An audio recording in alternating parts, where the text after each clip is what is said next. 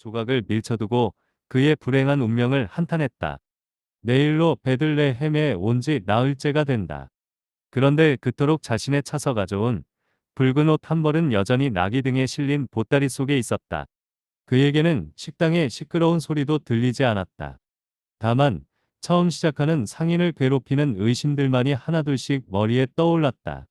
왜 사람들은 내 말을 듣지 않지? 어떻게 하면 그들의 관심을 끌 수 있을까? 그들은 왜 다섯 마디도 하기 전에 문을 닫아버릴까? 왜 나의 말에 흥미를 잃고 달아나 버릴까? 이 마을의 모든 사람들이 다 가난한 것인가? 옷은 마음에 들지만 돈이 없다고 말하는 이들에게 나는 어떻게 해야 하나? 닫힌 문을 바로 볼 때 밀려오는 두려움은 무엇이고 어떻게 그것을 극복해야 할까? 내가 정한 가격이 적당하지 않은 걸까? 그는 실패에 진저리가 나서 머리를 가로저었다. 아마도 이것은 내 삶의 길이 아닌가 보다. 아마도 나는 낙타지기로 지내며 하루 일당인 동전 몇 잎에 만족해야 하는 사람인지도 모른다.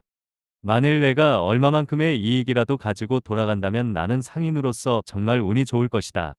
파트로스는 나를 무어라 불렀던가. 어린 투사.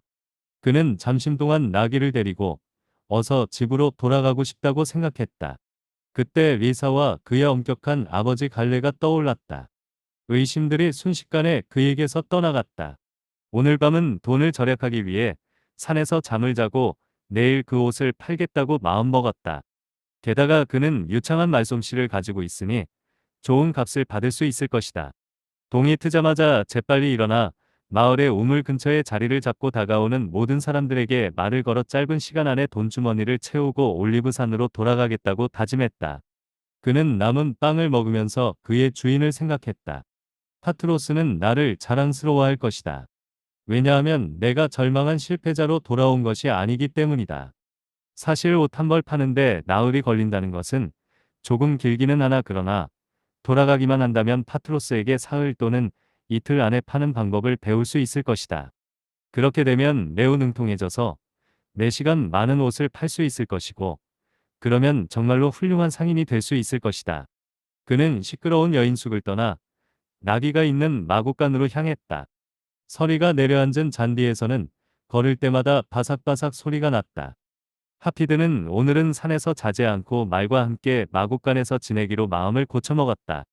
다른 상인들은 이 가난한 마을을 그냥 지나치지만 그는 내일은 팔 수 있을 것이라고 생각했다. 그들은 여기서는 아무것도 팔 수 없다고 말한다. 그 역시 사람들이 옷 사는 것을 거절할 때마다 그들의 말이 떠올랐다. 그러나 파트로스는 수년 전에 바로 이 마을에서 수백 벌의 옷을 팔았다. 그때와 지금은 다르지만 역시 파트로스는 훌륭한 상인이다. 마구간 안에 불빛이 깜빡거리고 있어 도둑이 들지 않았나 걱정하면서 발길을 재촉했다. 그는 도둑을 물리치고 물건을 되찾을 생각에 마구간으로 뛰어들어갔다. 그러나 눈앞의 광경에 그만 맥이 풀리고 말았다. 마구간 벽에 갈라진 틈에 끼워둔 조그만 촛불 아래 턱수염이 더부룩한 남자와 젊은 여인이 서로 몸을 의지하며 떨고 있었다. 그들의 발치에 놓인 움푹 팬 여물통 안에는 아기가 자고 있었다.